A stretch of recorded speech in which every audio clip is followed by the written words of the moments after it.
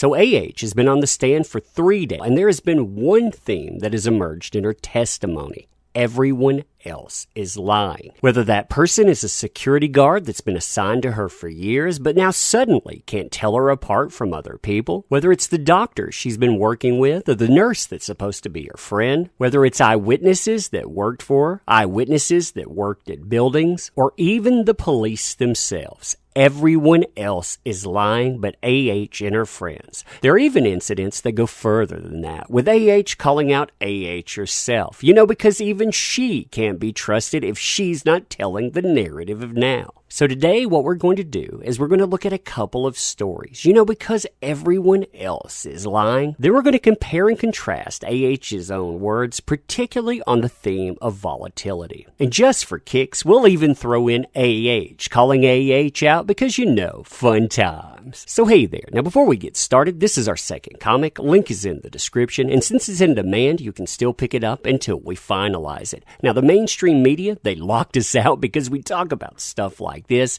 and mainstream pros, they consider us wrong thinkers because God forbid that due process actually be considered. But that's okay. We don't need them. We need you. So check out our project, back it if you'd like, and as always, thank you. So AH has talked about many people while she's on the stand, trying to rebuff their tales, saying, hey, they didn't see everything that went on. Take Tara Roberts, for example. We've talked about Tara Roberts before. This is a property manager with Johnny Depp, and she has a very interesting story to tell. So Tara Roberts tells a tale from December 2015, and to see how this conflicts with AH's testimony, well, let's look at both of them. So during the evening of December 29th, 2015, Johnny drove to the office alone on his John Deere Gator. He had said he just needed to get away from AH. Shortly after AH showed up at the office, AH started pleading with him to get back to the house, and at that point, I walked out of the office. A few minutes later, I heard a vehicle start and I stepped outside. AH was standing in front of the vehicle, screaming at him and apparently not letting him get away by blocking his path. Then she climbed into the vehicle. He drove her back to the house. I got in my golf cart, went to the cafe, which is a short distance from the house. I called Christy D., Johnny's sister, as I was unsure how far this would go.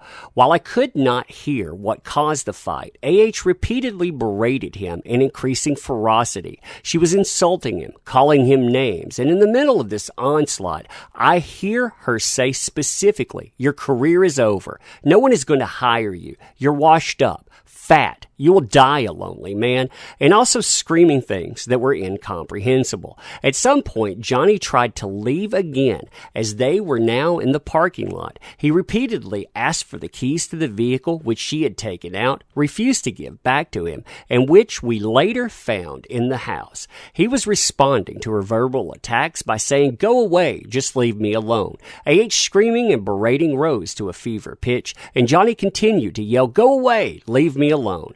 I asked Christy what I should do. She said I should keep an eye on the situation. As AH's rage continued to escalate and I described the scene to Christy, she said I needed to intervene and I should go to Johnny's assistance.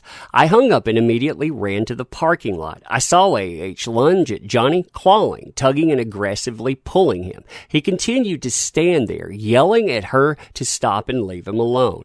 When he stepped back to leave, her onslaught would start again. During the entire incident, I never saw Johnny hit AH or push her back, nor did he physically react to the attacks. She would calm down and hug and apologize. Then he would say he needs to leave and it would start again. Finally, I stepped between them. She continued to reach for him, but maybe my presence stopped it. I walked him to the cafe and he laid on the couch, and that's when I saw that he had a red, swollen gash on the bridge of his nose.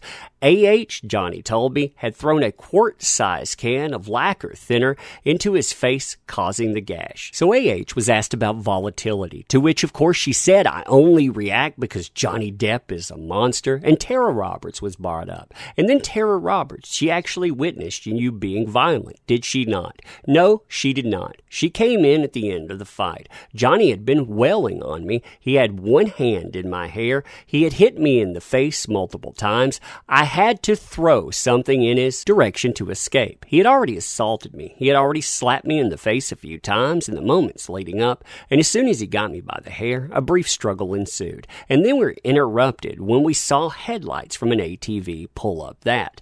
That is when Tara and CJ jumped off the ATV and pulled Johnny off me and separated us both. She came over to me and said, "What is going on? What's going on with you two?" Then CJ was speaking to Johnny. So the judge asks, "CJ is who?"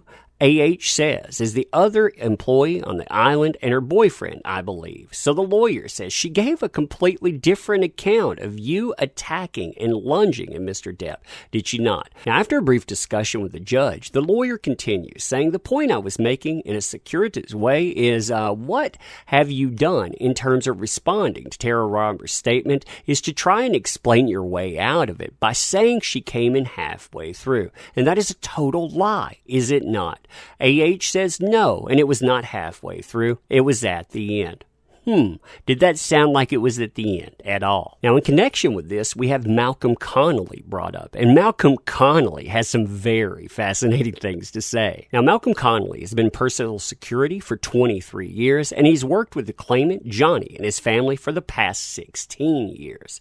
Now, in this, he notes he was working for Johnny in Australia in March 2015 at the time of this incident, and I can say that AH's account of when we had to take him to the hospital to treat his finger on the 8th of March 2015 bears no resemblance to my recollection. At the time, I was staying in an apartment block called Peppers at Broach Beach. Most of the crew and security were all stationed there. I remember at some point in the middle of the afternoon on the 8th of March 2015, get an urgent call from Jerry Judge, who is no longer with us, but who used to be in charge of Johnny's security.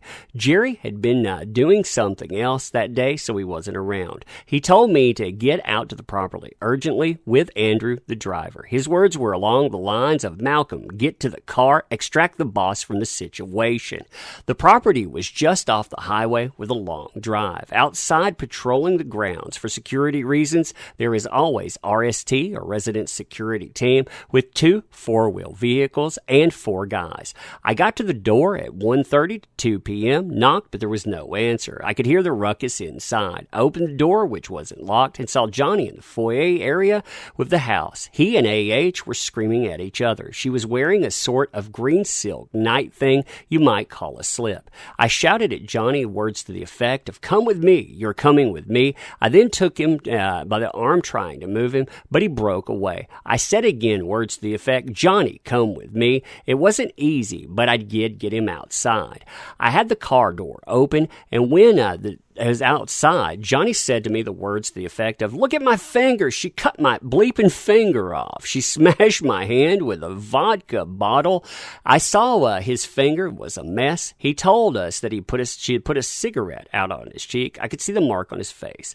AH appeared at the door and then came closer to the car, screaming and crying, calling out words along the lines of, "Are you just going to leave it like this, you effing coward?" And then she was saying, "I love you. I love you. Is this how you're going to end this?" She was not making a lot of sense. One second she was begging Johnny not to leave the house, and then she was screaming at him and for running away. She was absolutely hysterical. I was worried that she might start throwing objects at Johnny or myself, as I had seen her throw objects before. For example, I had seen her lob a fork in Johnny's general direction once. Another time, I recall she threw a lighter at him. Another time, a can of Coke. I knew that we needed to get out of there as soon as possible. Now that continues, talking about her having no marks on her or anything of that nature, but for the sake of what she says, we'll start here. So in any event, both Malcolm Connolly and Tara Roberts both said you used to throw things at Johnny, and Malcolm Connolly specified things like a fork, a lighter, a can of Coke. Do you accept that you used to throw things at Mr. Depp? No, with the exception of what I had thrown in his direction in order to escape him. Whatever you did, whether you lost your temper or you did and you got violent, it was always because of his bad behavior. Is that right? I never got violent. You never got violent. No, Johnny. Johnny would often put me in a situation where I confronted with unimaginable frustrations and difficulties difficulties, often that were life-threatening to me. Many years into this relationship, I did try to defend myself when it got serious and when I thought my life was threatened, but I never got violent toward him. I do admit I tried to defend myself, and that started to happen years into the relationship, years into the violence. Before I did not even try to defend myself, I just checked out. So really, in answer to my question, if you ever did throw anything or ever were violent, from what you have just said, it was always in self-defense to escape him, to escape. Now, you know who else that she actually disagreed with in this? One that would blow your mind? Herself. That's right, her own recorded words. Here's Johnny Depp coming in on a recording. He says, "It's not true. It's not true. I'm not the one who effing throws effing pots or whatever the effing else at me." She says, "That's different. That's different. That's one does not negate the other. That's irrelevant. It's a complete non sequitur. Just because I've thrown pots and pans." So later she's asked, "You were admitting to throwing things in him, but not in the context of self-defense, it sounds like, does it not? So what are you asking me? It sounds as if you are admitting they are throwing pots and pans, but telling him that does not make up for the fact you're walking away from me. That is what it sounds like. It might sound like to you," she says, "but because I lived it, I can explain to you what it is and not what it sounds like." So the judge asks, "Was this the case that you sometimes threw pots and pans at Mr. Depp?" Only to escape him. And in this, as I was trying to say, Miss Laws might have asked me a question about more what it appears to be in this transcript, and so I was trying to answer directly to your question about what it appears. Hence why I said, I can see why you would say it appears that, but I'm not admitting to throwing pots and pans in this. I'm trying to keep Johnny on track in this argument or this conversation. He commented that he would often employ, which is when the conversation, when he felt he did not have control of the conversation, he would employ a tactic of blame and diversion by petty insults and to start blaming, as opposed to talking about the substance of the issue or the structural issue that I saw as the bigger point, the bigger conversation that we needed to have. So what I do here is I keep trying to remind him that even though he is accusing me of these things, it does not matter to what I'm actually talking about. I mention that as a non sequitur because I'm trying to say over and over again, the lawyer interjects, I think we are in agreement about this, that what you are not saying, again, not saying, is that you threw things at in self-defense, full stop. You're not suggesting. AH says, I'm not suggesting I threw anything. There are many, many more examples of this too. Some her own examples where violent or violently comes up in connection with her, and she has to rearrange everything and make herself look good. All of these things too are predicated on the idea that she only reacts in self-defense, that Johnny Depp was the aggressor and he was always doing terrible things. Just ask the police. Oh wait, don't ask them. Just ask the bodyguard. No wait, don't ask them. Just ask the people working at the hotel. No, we can't ask them either.